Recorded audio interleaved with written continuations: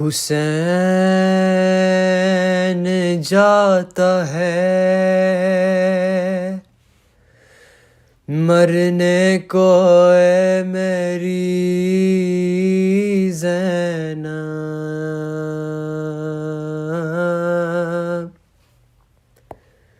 करीब आ गया अब वक्त आखिरी ज़ैनब,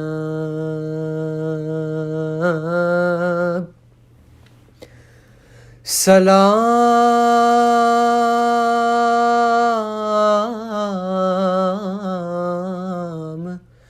तुम पे ए बाबा की लाडली ज़ैनब। ज़ैनब ने कहा कौन है परदेस में मेरा, क्यों जाते हो तुम छोड़ के भैया मुझे तन्हा।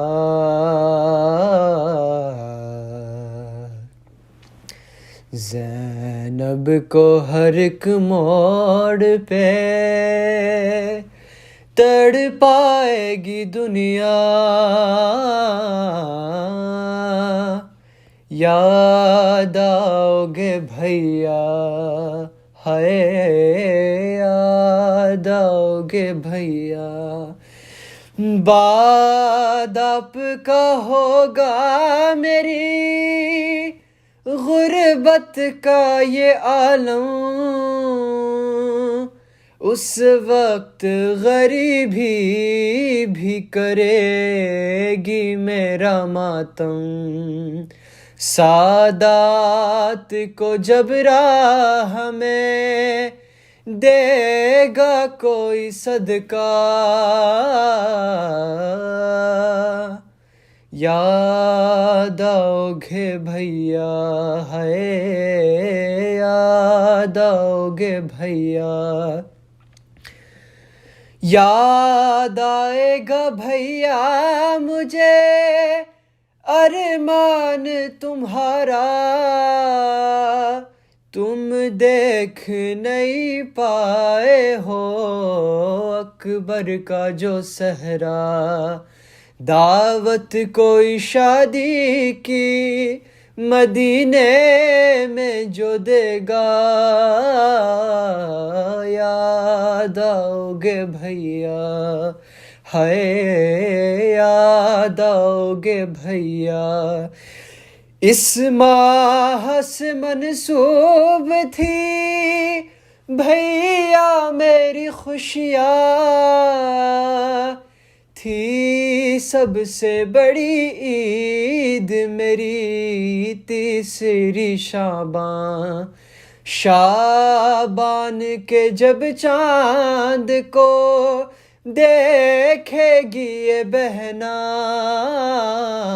याद आओगे भैया, हाय याद आओगे भैया। ज़ैनब को हर एक मोड़ पे तड़पाएगी दुनिया, याद आओगे भैया, हाय याद आओगे भैया।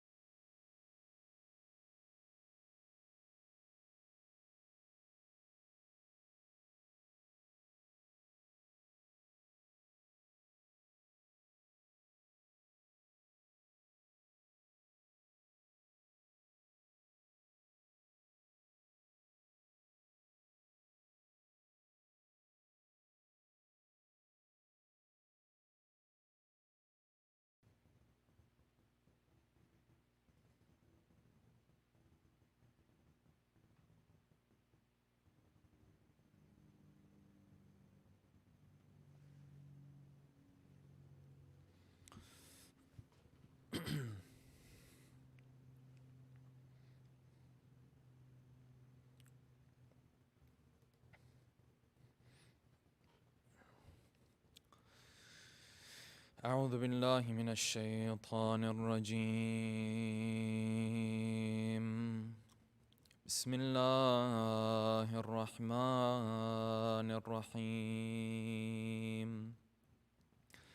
الحمد لله رب العالمين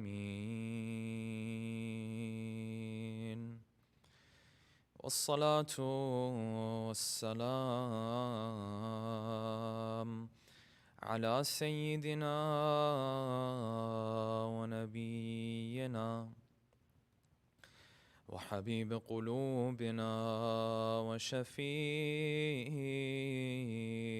ذنوبنا وطبيب نفوسنا أبي القاسم محمد اللهم صل على محمد وآل محمد وعجل فرجهم وعلى أهل بيته الطيبين الطاهرين واللعنة الدائم على أعدائهم أجمعين أما بعد فقد قال الله الحكيم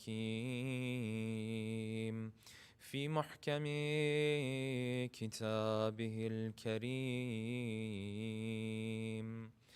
أعوذ بالله من الشيطان الرجيم الله أعلم حيث يجعل رسالته صدق الله العلي العظيم صلوات اللهم صل على محمد وآل محمد وعجل فرجهم. For the love of our beloved Prophet and his beloved progeny, please recite a second loud salawat.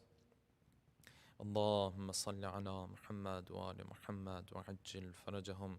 For the hastening in the return of our beloved 12th Imam, a third final loud salawat.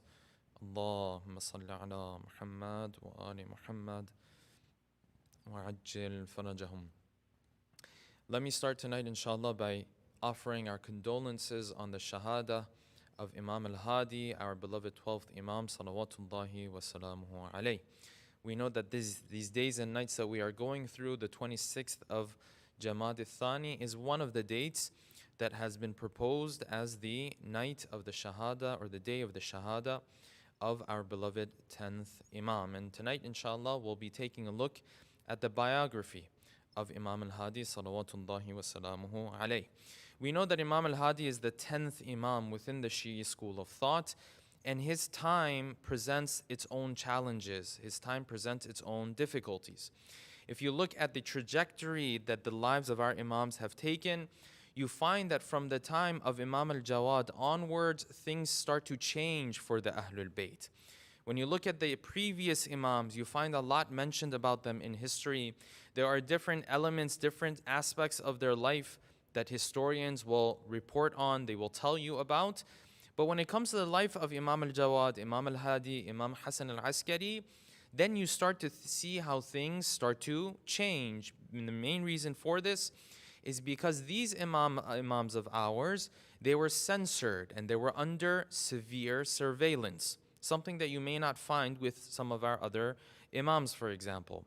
These imams, these final imams that I mentioned, their presence in the public sphere was a lot less compared to Imam Ali ibn Abi Talib salawatullahi wa salamu alayhi, Imam Hassan, even Imam al-Hussein, who was martyred in the way that he was martyred.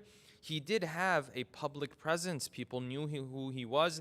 He was accessible. People would go to him. People would have conversations with him. But what you find with Imam al-Jawad onwards is that things start to change. And even from the time of Imam al-Rida, you find things are starting to change for the Ahlul Bayt, because there is a practice that the Khulafa of that time are starting to adopt at that point. And this practice is not only to pressure the Imam of the time, which is what we find with all of the Ahlul Bayt, but in fact to move the Imam and to summon the Imam from the city where they live in to the city where the capital of the Khilafah belongs. You find this, for example, with Imam al-Rida salawatullahi wa salamu alayhi. as in Ma'mun summoned Imam al-Rida and forced him to join him in Marw in Khurasan. You find this with Imam al-Jawad being summoned by Mu'tasim to come to Baghdad. You also find this in the case of Imam al-Hadi being summoned by Mutawakkil, which we will talk about more, summoned towards the city of Samarra. And this is an extra level of surveillance. It is an extra level of pressure. It gives you an idea of how much censorship was going on around the characters of the Ahlul Bayt and how much they were under pressure. And tonight, inshallah, we want to delve a little bit deeper into the biography and the life of Imam al-Hadi. And I like to do so by posing the following questions. Number one, how did the Prophet foretell the birth of Imam al-Hadi? How did he describe this grandchild of his when he was going to be born? And when did Imam al-Hadi start to play the role of being an Imam? At what age did this begin? Number two, how did Mu'tasim, the Abbasid Khalifa, plot and plan to try to influence Imam al-Hadi by choosing a mentor and a teacher for him? And in fact, how did Imam al-Hadi end up influencing his mentor and his teacher more than the teacher influencing him? Number three, how did the akhlaq of Imam al-Hadi throughout the different stages of his life take individuals who were supposed to be enemies of the Ahlul Bayt? They were supposed to be foes, adversaries of the Ahlul Bayt. How did his akhlaq, his maturity, and his intelligence turn these enemies into allies and friends? And what can we learn from this? Number four, who was the first person who took the step to destroy the grave of Imam al-Hussein and to start to set this foundation and this wrong sunnah that many others would follow and also commit such a sin in the future? Number five, what does Imam al-Hadi teach us about the efforts and the energy that a believer is supposed to put into his work for the betterment of his own life and the lives of those around him? And number six, how charitable was Imam al-Hadi with all of the pressure that he was under? And how did Imam al-Hadi teach us to give even when we don't have any wealth to give? Tonight, inshallah, we'll delve into these 6 questions with a loud salawat ala Muhammadin wa ali Muhammad. Allahumma salli ala Muhammad wa ali Muhammad wa ajjil farajahum. Let us begin from here. We know Imam al-Hadi is the 10th Imam within the Shi'i school of thought, and he has been given different names. He is the son of Imam al-Jawad. His name is Ali, but his alqab, you will find different alqab that are given to him, and of course he has his own special kunya as well. As it relates to the alqab that we are more familiar with is the laqab of Hadi and An-Naqi. Many times you will hear that will refer to the 10th Imam as Imam Ali An-Naqi or Imam Ali al-Hadi, for example. And then when it comes to the kunya, you find he is given a kunya that other Imams of ours were also given, including his grandfather, Imam al-Rida. He was also given the kunya Abul Hasan, which a number of our Imams, 5 or 6 of our Imams were given. And in order to differentiate between him and the other Imams who were given this kunya, he was referred to as Abul Hasan al-Thalith. Abul Hasan, the first being Imam Musa al-Kadhim, the second being Imam al-Rida, and the third being Imam al-Hadi. Of course, we know that Imams before these 3 Imams were also given the title Abul Hasan as well. And then you find Imam al-Hadi is also given another title, and this is important in this discussion because it will paint a picture of you, for you, of the era and times of Imam al-Hadi. And that title was Ibn al-Rida. He was also known as the son of Rida alayhi salam. This is a title that many historians use to refer to Imam al-Hadi. This is as it relates to Imam al-Hadi himself. His mother, his lineage is also a very holy, religious, pious lineage. You find, of course, his father being Imam al-Jawad and his mother being a lady by the name of Sumana or Samana, who originally was from Morocco.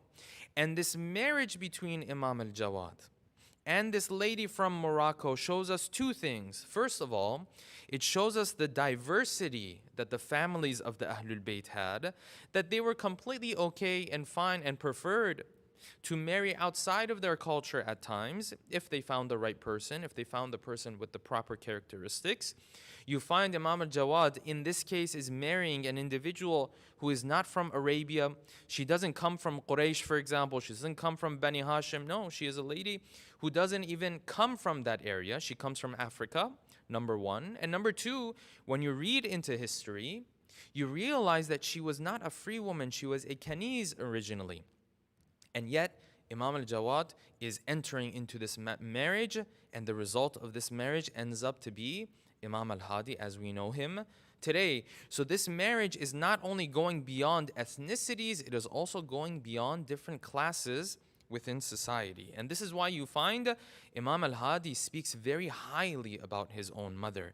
He says, my mother will be amongst those who will enter into heaven, and she had a deep understanding of the role and the status of imamah.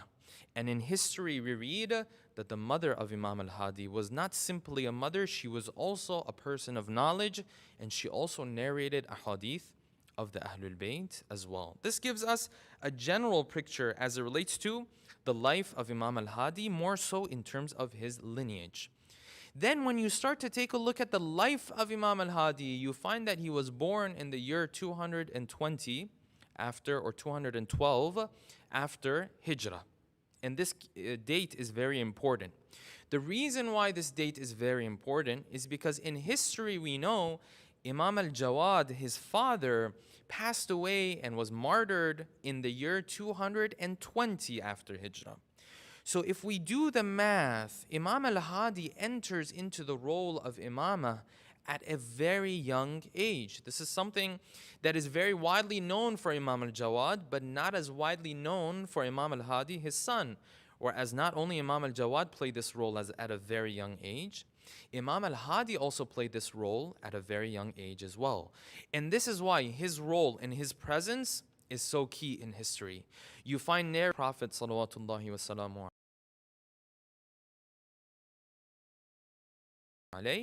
foretelling, this is mentioned in al-Kafi and other sources as well, that the Prophet was speaking about the child that is to be born from Imam al-Jawad. He said, this, my grandson al-Jawad will have a son. This son of mine is pious, he is pure, he has virtues, and he is also a place where Allah subhanahu wa ta'ala has entrusted his knowledge with. He has placed his knowledge in his chest. The answer to all questions, the answer to all mysteries lies in the chest of this son of al-Jawad, who we know today to be Imam al-Hadi. And beyond that, you find Imam al-Jawad also, knowing that Imam al-Hadi is going to become the next Imam at a very young age, you find Imam al-Jawad, before he leaves this world, he starts to set the foundation for the companions to know who they are to refer to after him. A companion of Imam al-Jawad asked him, his name was Ismail ibn Mahran. Ismail says, this time when Mu'tasim had summoned Imam al-Jawad to leave from the city of Medina to Baghdad, I turned to Imam al-Jawad and I asked him, I said, Ya ibn Rasulullah, Ya Abu Ja'far, you're leaving us. If you were to not return from this trip, knowing the type of person that Mu'tasim is, who are we supposed to refer to? And in this hadith we read that Imam al-Jawad started to cry. He started to shed tears, and the tears started to roll down his face and onto his beard. And then he turned to his companion Ismail. He said, Ismail, you are right. You are correct. This time when I go on this trip, there is no chance of me returning, but know that the Imam that you are to follow after me is my son Ali, who we know as Imam al-Hadi today. You find the Prophet, Imam al-Jawad, they are setting the foundation for Imam al-Hadi to take on this role. And this is key because according to historians, Imam al-Hadi at this point, he is around 7 or 8 years of age. This is not a grown man. And this is where the plotting and the planning of Mu'tasim, who was the Khalifa of that time, comes into the picture. He comes up with a concept and a plot and a plan that maybe no other Khalifa has come up with when it comes to the Ahlul Bayt. And his understanding is that I have to take advantage of this opportunity while Ali, the son of Muhammad al-Jawad, is young, while he is still a child from his own perspective. This is where things start to take a turn, because Imam al-Hadi now starts to enter into society not simply as the son of an imam, but also as an imam himself. Recite a salawat, please. Allahumma salli ala Muhammadin wa ali Muhammad wa ajil farajahum. So the plot and the plan that the Khalifa of the time, Mu'tasim, comes up with is this. And if you were to look at this plot and plan from the outside, it would seem like a very clever and smart plot and plan. His plan is this. He thinks to himself that this family, they have this child. This child right now, he's not a threat. Right now, he's 7 years of age, 8 years of age. If I can take his character somehow and mold his character in the way that I want to, then when he grows into an adult, he will not be a problem for me the way his father was a problem for me. He will not turn into an obstacle for my plans the way Muhammad al-Jawad was an obstacle for my plans. And Mu'tasim comes up with this idea that al-Hadi, from this young age of 7 or 8, he is going to appoint for him a mentor, a teacher that is supposed to raise him, that is supposed to teach him, show him the ropes of life, but in this process to separate him and distance him from the upbringing of the Ahlul Bayt. And he starts to put this plan into place. Therefore, when Imam al-Jawad is martyred, and we know he was martyred at a very young age, at the age of 25. So you can imagine that his children are also going to be very, very young. In the case of Imam al-Hadi, only 7 or 8 years of age. Now that Imam al-Jawad is out of the picture, Mu'tasim, he sends a note and a message to the governor of Medina, because he himself is in Baghdad. He sends a note to the governor of Medina, and he tells him to appoint a mentor or a teacher for Imam al-Hadi. But there is one condition for this mentor and this teacher. That one condition is that this mentor and teacher cannot be a lover of the Ahlul Bayt. He cannot be a fan of the Ahlul Bayt. He has to be someone who is going to influence Imam al-Hadi as he is growing up to become an individual who distances himself from the stance that his father used to take in different situations. And therefore, the governor of Medina, he appoints an individual who is very knowledgeable in the city of Medina by the name of al-Junaidi. Junaidi is appointed for this task. And the governor of Medina, in fact, places a specific stipend for him as well. Because Mu'tasim understands that if he can mold Imam al-Hadi to become the type of person that he wants him to be, any money that he invests into this process is worth it. Any money that he can invest into making sure Imam al-Hadi does not turn into an obstacle for him is worth it. So he sets aside, the governor of Medina, a special stipend for al-Junaidi. And al-Junaidi, he starts to teach Imam al-Hadi. And then when you read into history, you find that more than al-Junaidi influencing Imam al-Hadi starts to influence his mentor and his teacher. And this is the beauty of the Ahlul Bayt. Because al-Junaidi, the first time he sits with Imam al-Hadi, he is immediately struck by the maturity, by the intelligence, by the akhlaq of this supposed child. And then days pass and months pass, and Junaidi is supposedly teaching Imam al-Hadi until a person from Medina, his name was Muhammad ibn Ja'far, he comes to al-Junaidi. He says, tell me, this child that you are teaching, tell me, how's it going? How are things with him? And al-Junaidi says, well, I'm surprised you refer to him as a child and not as a great scholar.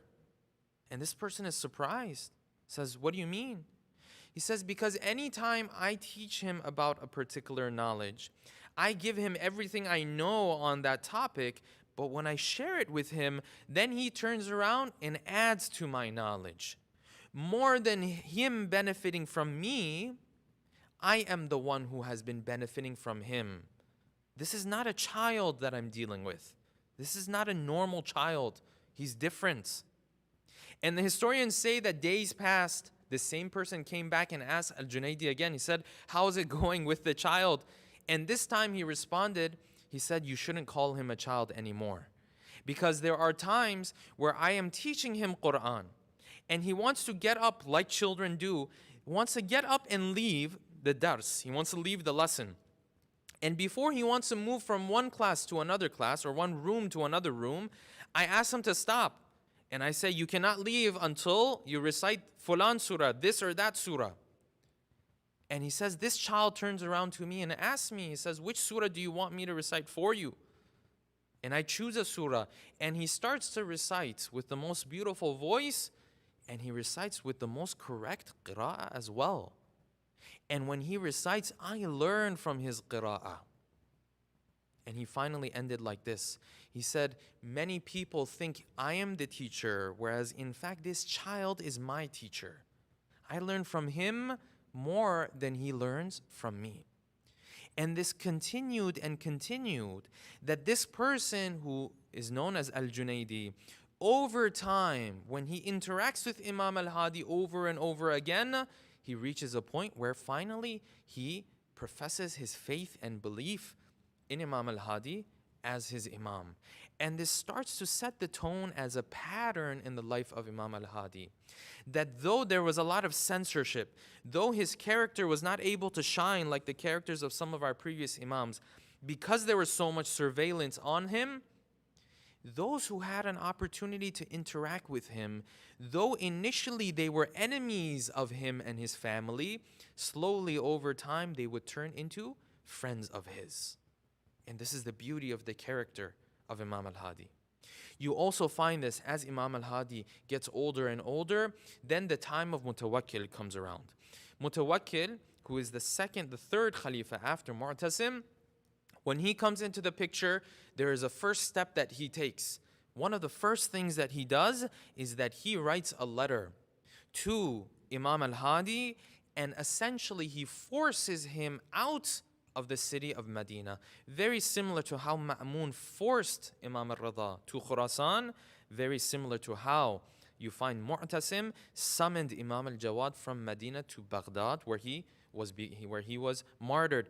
They start to do the same thing. And you see this pattern that the Khulafa of Bani al-Abbas have, that they're not okay with pressuring the Imam only. They need to have him right by themselves so that they can see every step that they are taking. He writes this letter, but very similar to Ma'mun, he writes the letter in a way where the public does not seem to fully understand and grasp that this is a forceful move. They understand it more so that the Khalifa wants to be around Imam al-Hadi. This was to save face. This was to create an atmosphere so that people would not feel like he is going against Imam al-Hadi directly. And the letter has been narrated in history. When you look at the letter, it's very beautiful. It says, Amir al-Mu'mineen, referring to himself, would love to see you more. He would love to visit you more.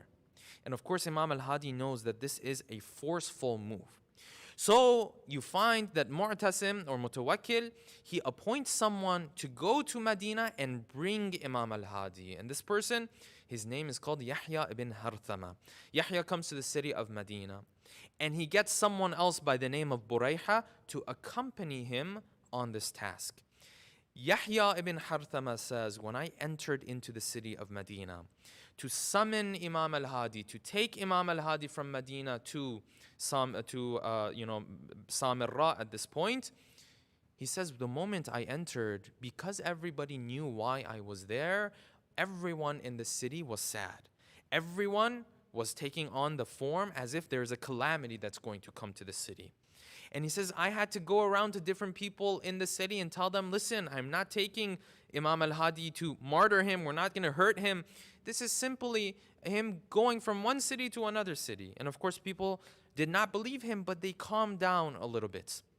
And he enters into the house of Imam al-Hadi forcefully, and he starts to check the house. And he says, I found nothing except for the place where he used to pray and some books of dua and Quran. That's all I was able to find.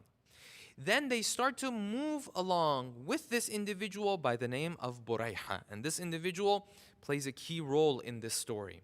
Burayha was from Medina. He had created problems for Imam al-Hadi as well. As they start to leave the city of Medina, you find Burayha approaches Imam al-Hadi. And he starts to threaten Imam al-Hadi. He says, if you were to complain to Mutawakkil that I gave you a hard time, then I am going to make sure that your relatives pay the price for that.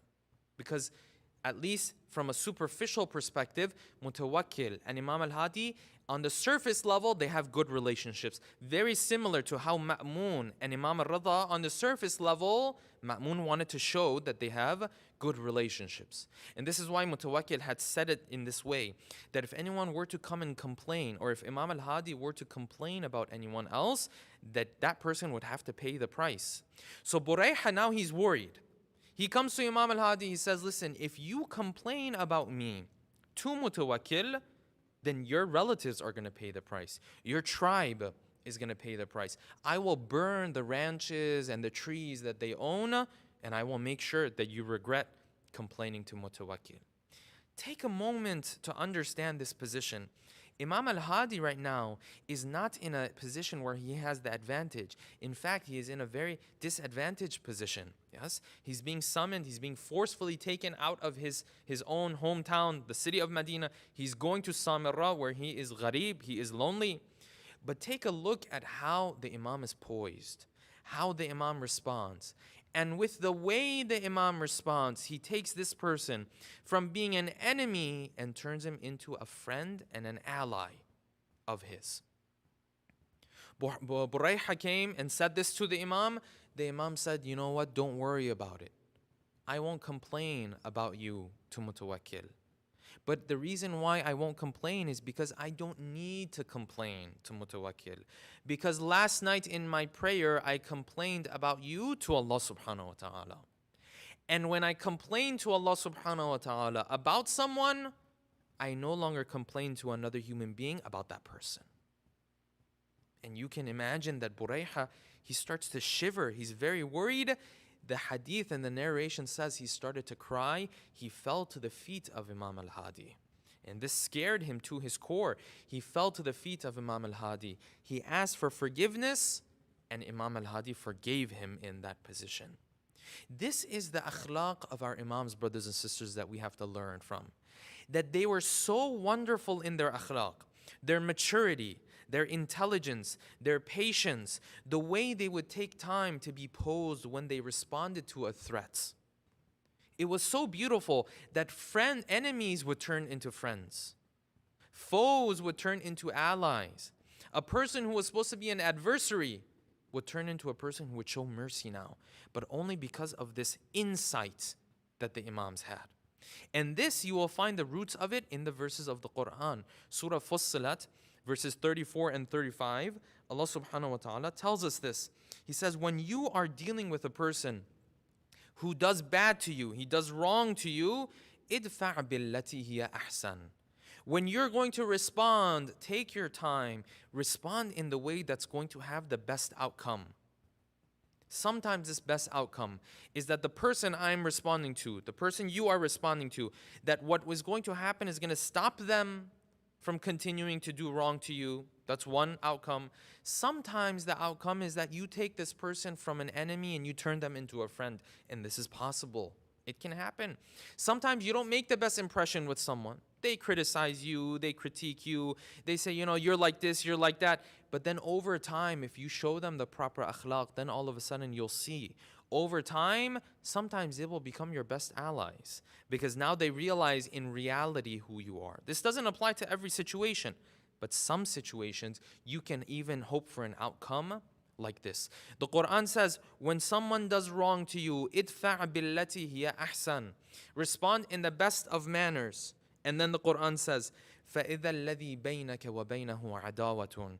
Respond in a way that though there might be animosity between the two of you, that maybe your relationship goes from animosity to friendship. كَأَنَّهُ وَلِيٌّ حَمِيمٌ. That maybe he turns out to be a friend of yours. And you can never tell, brothers and sisters, sometimes the person who initially has a number of problems with you, sometimes over time when he gets to know you, then you'll see he becomes a friend. Not always, but it's possible. But the message here is that my akhlaq has to be such that when someone does wrong to me, that I don't burn all the bridges all of a sudden, that I don't even give this person the room to return back to me. No, my akhlaq has to be in a way where if this person were to regret what he was doing, he has the room to return to me. Take a look at this. Burayha, he is forcing the Imam out of Medina. And yet, you find somewhere in the middle of the way, he is forgiven for the sin of his, and he becomes an ally of the Imam. See, things can change sometimes if you have the proper akhlaq. This is why Imam Sadiq, salawatullahi wa salamu alayhi, he beautifully says, he says to his Shia, he says, Kunu lana zayna, wa la takunu alayna shayna. Be means of adornment for us. Make us look good. Wa la takunu alayna shayna. Don't make us look bad. Don't give us a bad reputation with your akhlaq. And then in another hadith, the Imam tells a companion of his, he says, you can go, whoever you come across who is a Shia of ours, whoever you come across who obeys us when we command, tell them this, give them our salam and tell them this, that when they have the proper manners and others see the manners of this person, this Shia, they will say, Hada adabu Ja'far. They say these are the manners of Ja'far ibn Muhammad as-Sadiq. These are the followers of Ja'far. He's Ja'fari. And then the Imam continues. He says, but when you don't return an amana when it's given to you, when you don't have the good akhlaq with people, when you don't do the right things, then people look at you, they say, Hada adabu Ja'far. These are the terrible manners that their master and teacher, Ja'far ibn Muhammad as-Sadiq, has taught them. Look, this is how they are. This is how the Ja'faris are. He says, when you do good and people say, these are the manners of the Shia, he says, this surur, this happiness is brought to me. I become happy when I hear this. But he says, when you have the wrong manners and people sit there and look at you and they distance themselves from you and they say, this is how these Ja'faris are, he says, يَدْخُلُ عَلَيَّ عَارُهُ.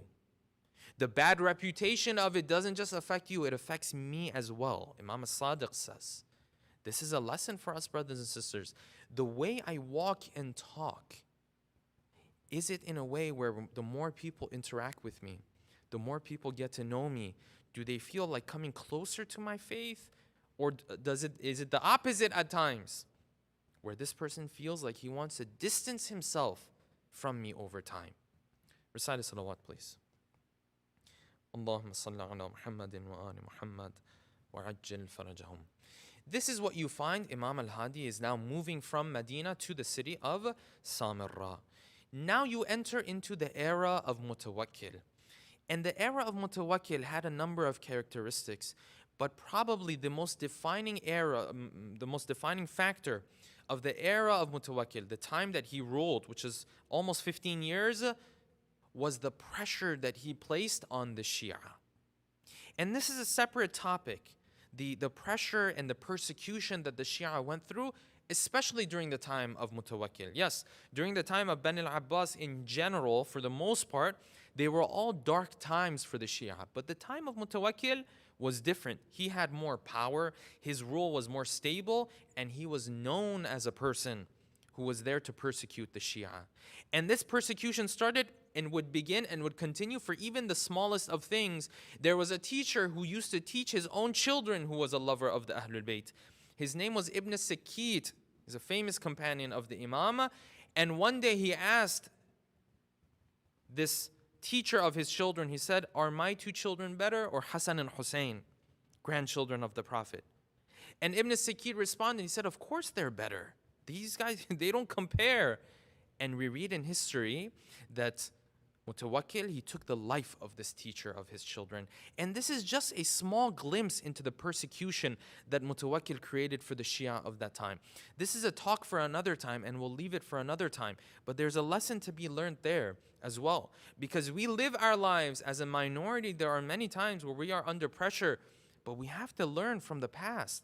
The pressure that was there during the time of our Imams, sometimes it doesn't even come close to the pressure we have today, at least referring to those of us who live in this part of the world. Yes, other parts of the world, we hear about the persecution of our brothers and sisters.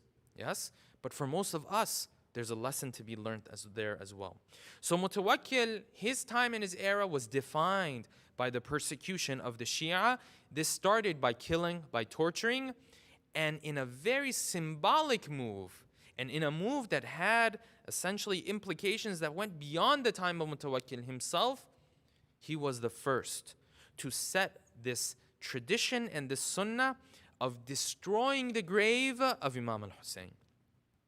And according to historians, he did this more than once. And there were times where he would let water over the grave to remove all of the remains of the grave, to make sure that the Shia, they do not congregate, they do not come here, they do not reinforce themselves through the ziyarah. This was something that Mutawakkil started, and it has happened a number of times throughout history where the grave of Abu Abdullah has been destroyed. This was the era of Mutawakkil. And this pressure was so immense that there were times where Imam al-Hadi, he prayed against Mutawakkil. And one time he raised his hands, and this dua that he did was more of a curse on Mutawakkil this time. And it has been narrated in our books of hadith of the dua of madhloom against the zalim, the dua of the oppressed against the oppressor. And historians mention that 3 days after Imam al-Hadi made this dua, they say that Mutawakkil, he left this world and he was killed by his own son. He left this world. He was not able to live any longer than that. Now that Imam al-Hadi has entered into Samirra, his chapter of his life in Medina is done. And unlike Imam al-Jawad, he did not leave Medina without his child. No, he came to Samirra with his child, Imam Hassan al-Askari. This is where they were going to be. And the surveillance was very severe. But as much pressure and surveillance there was, you find the character of Imam al-Hadi continues to shine no matter where he goes. Though there are those who want to turn off this light, they want to get rid of this nur, you find Imam al-Hadi anywhere he goes, his character continues to shine. And one of those aspects that shows the character of Imam al-Hadi is his charitability. How charitable he was. This is not an imam like Imam Ali ibn Abi Talib salawatullahi wa salamu alayhi, who had access, for example, to Baytul Mal. No, this is an imam who is very much confined. This is an imam who is very much pressured, and still he is charitable. So when you read in history, you find that Imam al-Hadi was charitable in 3 different ways. And each of these carries its own lesson for us, brothers and sisters. Historians say that Imam al-Hadi, while he was in Samirra, before that even, he used to go and visit the poor. He used to go and visit the orphans. He used to sit with them.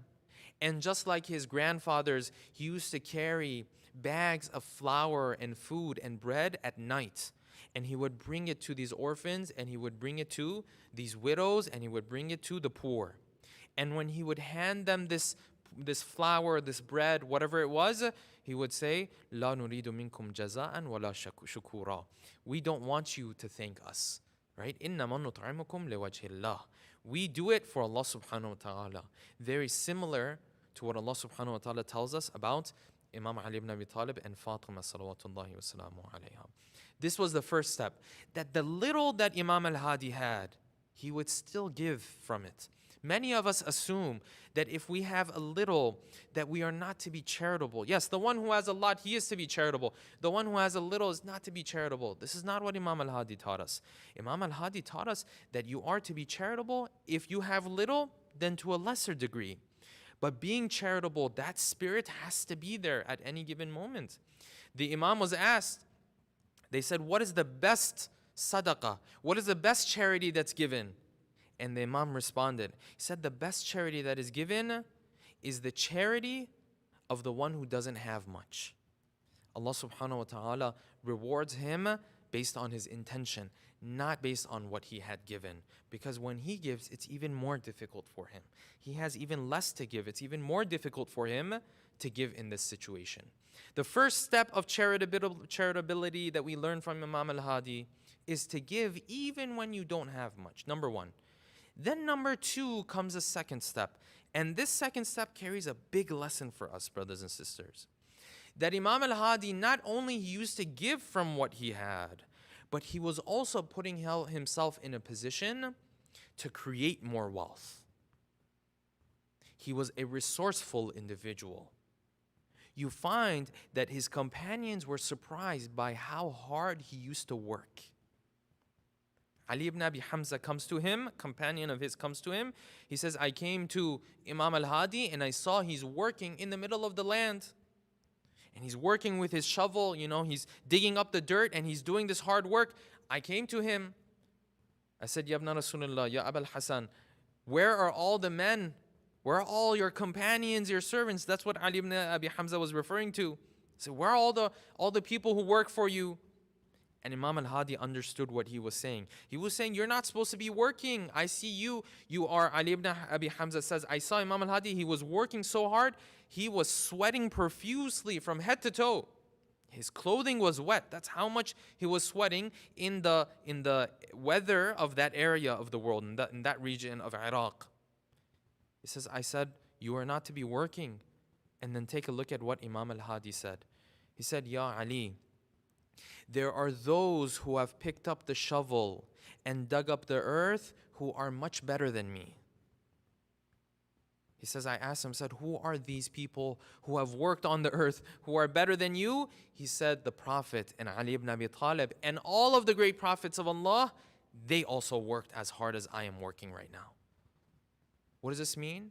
This means Imam al-Hadi, he didn't just used to give, he also placed himself in a situation to be resourceful. He also placed himself in a situation to create more wealth for those who are in need. Do we do this, brothers and sisters? Do I live a life where I can be resourceful to those who will be in need in the future? Or do I live a life where I'm just trying to get by? Will I live in a society where so many opportunities are presented to me to make a living and not only pay my own bills, but to then take the hands of others and raise them up as well? This is what Imam al-Hadi used to do, and yet you will find the prevalent culture amongst us is, as long as I get by, as long as I can just pay the bills. No, that's for a person who's not growing up in a society that is full of opportunities, the way the society that we live in today is. Not to say there aren't obstacles. Of course there are obstacles. But there are many opportunities around us. Why live a life where I can only take care of myself in the future? No. Your community is going to be in need of you. Many of your folks are going to be in need of you. Your parents, your relatives, many people around the world are going to be in need of those who are resourceful. This is what Imam al-Hadi used to do. Imam al-Hadi, if he was working hard on the land, was he working for himself? Or was he working to produce this wealth to make it available to those who are in need? And this is a big lesson for us to learn as well, brothers and sisters. How resourceful are you? How resourceful am I? This is the second step in the charitability of Imam al-Hadi. Then you move to the third step, where you give in from your wealth already. And you have tried to produce more wealth as well. But then still there will be times where Imam al-Hadi, he has given from his wealth, and he has given from the wealth that he has produced for that purpose as well. And he has no wealth, and still he is charitable. And we might look at this and say, this is impossible. How is this possible? How can Imam be charitable when he has given his own wealth already? I mean, he doesn't have any more wealth. But when you look into the life of the Imam, you find that he would find his ways to be charitable even when he had nothing to give. Is this impossible? This is how the Imam used to live his life. A companion of the Imam comes to him. He was, of course, not a close companion of the Imam. He was from a Bedouin. And Bedouins were those who did not live in the cities. They lived in the outskirts or in the deserts. They were not very familiar with the culture of the city. The Bedouin comes to Imam al-Hadi. And initially he goes to the house of Imam al-Hadi. The family tells him that he is not here. He is working on a land in the outskirts of Samarra. The man goes to this land. He finds the land. He finds Imam al-Hadi is there. He approaches Imam al-Hadi. Says, Ya ibn Rasulullah, I'm in a position where I've taken on this loan and I'm not able to pay it back. No matter how much I try, I don't have the capabilities to pay it back. And it's a very big loan. But I am amongst those who loves you and loves your family if you can help me. And Imam al-Hadi says, yes, this is a very urgent need that you have. But I don't have anything to give you right now. The wealth, it's all given, it's already taken. But Imam al-Hadi says, what I can tell you to do is this. He says, I will write down on a piece of paper that this many dirhams, 10,000 dirhams, I owe to you. And you will take this piece of paper, and I will sign it. You will take this piece of paper. Tomorrow you will return back to the city of Samarra.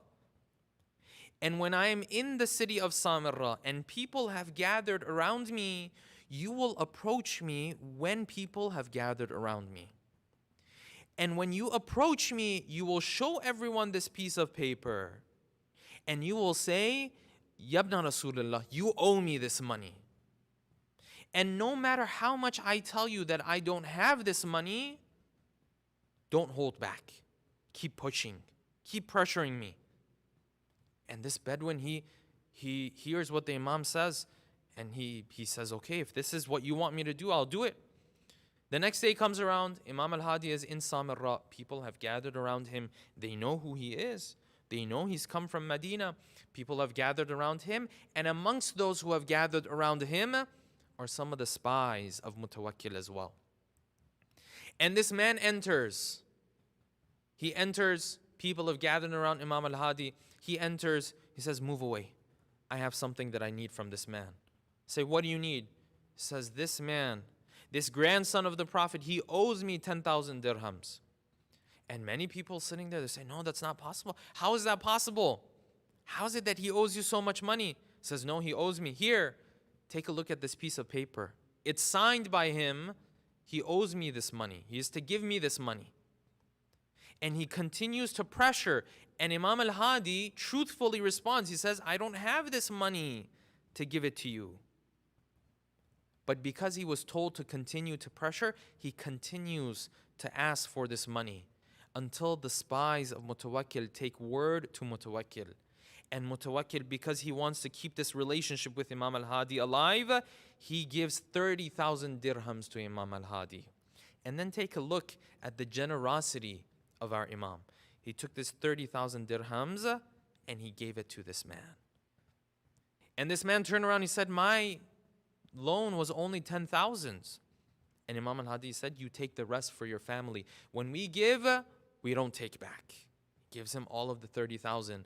And the narration beautifully says that when he was walking away, when this man was walking away from the scene, he was reciting to himself this verse that we recited at the beginning of the lecture.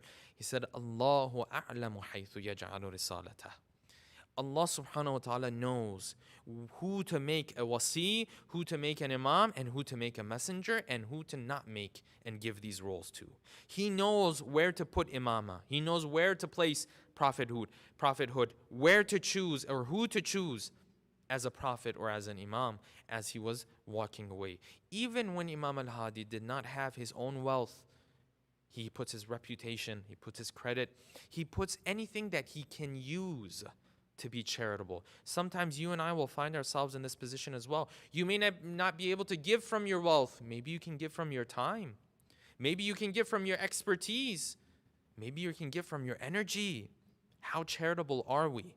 That is a question that we are to answer through the lessons that we learn from the life of Imam al-Hadi. Let us take our hearts, brothers and sisters, to the city of Samarra. Let us briefly remember these days and nights, the final days and nights of the life of our beloved 10th Imam.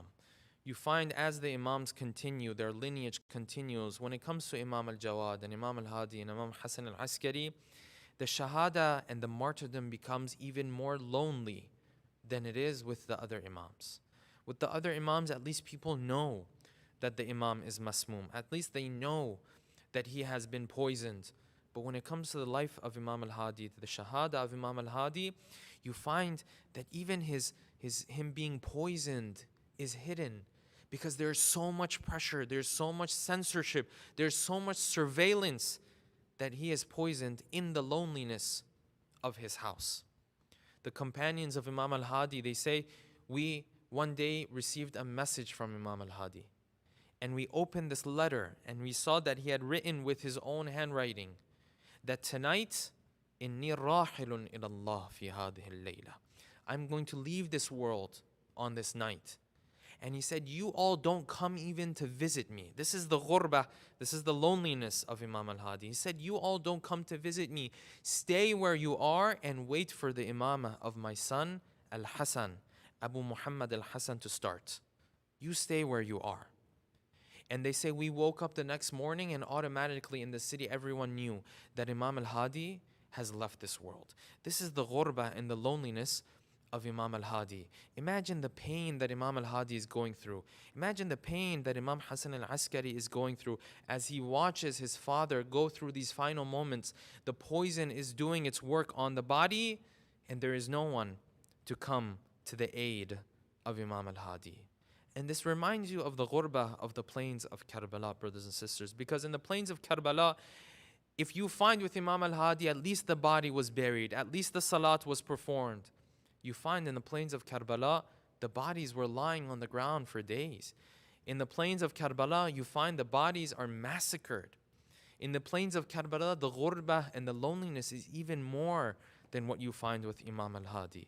Sukaina, the daughter of Imam al-Hussein, narrates for us. She says the day after Ashura, when we were leaving the plains of Karbala, they were forcing us to leave. She says, I saw the body of my father. I threw myself on the body of my father. And she says, as I started to embrace the body of my father, I started to cry and cry so much that I fainted. And I had a dream, and in this dream, I found my father reciting this poem, reminding me of the most difficult moments in the plains of Karbala. And these are those lines that we are familiar with. She says, I saw my father recite to me, لَيْتَكُمْ جَمِيعًا يَوْمَ عَاشُورَا تَنْظُرُونِي. I wish you were all there on the day of Ashura to witness this moment. كَيْفَ أَسْتَسْقِي لِطَفْلِي. The way I was begging for water, the way I was asking for water, لِطِفْلِي, for my son, for my child. فَأَبَوْا أَنْ يَرْحَمُونِي. But they didn't give me any of this water. And then he continues, he says, instead of giving my Ali al-Asghar any water, فَسَقَوْهُ سَهْمَ بَغْيٍ عِوَضَ الْمَاءِ الْمَعِينِ. Instead of giving my 6-month-old any water, they shot a 3-headed arrow into the throat of my child. This is the ghurba of Karbala. La yawm kayawmika ya Aba Abdullah. Imagine the loneliness of Sukaina in those moments as she is forcefully moved from the plains of Karbala. Ala la'natullah ala al-qawmi al-zalimin. وَسَيَعْلَمُ الَّذِينَ ظَلَمُوا أَيَّ مُنْقَلَبٍ يَنْقَلِبُونَ. We pray to Allah subhanahu wa ta'ala that He gives us the tawfiq and the opportunity to be amongst the true followers of the Ahlul Bayt, inshaAllah. We pray to Allah subhanahu wa ta'ala that what we do in this world, the way we live our life, makes our beloved 10th Imam proud of us in this world and in the next, inshaAllah. We pray to Allah subhanahu wa ta'ala that we are able to learn from the charitability of Imam al-Hadi, that he gives us the tawfiq to give even when we don't have much, to produce for those who are going to be in need, to give not only from our time, but from anything else that we have available to us as well, inshallah. And last but not least, we pray to Allah subhanahu wa ta'ala that He hastens the return of our beloved 12th Imam bin Nabi wa alih, rahimallahu man qara'a al-Fatihata ma'a as-salawat. اللهم صل على محمد وآل محمد وعجل فرجهم. بسم الله الرحمن الرحيم. الحمد لله رب العالمين الرحمن الرحيم مالك يوم الدين إياك نعبد وإياك نستعين اهدنا الصراط المستقيم صراط الذين أنعمت عليهم غير المغضوب عليهم ولا الضالين.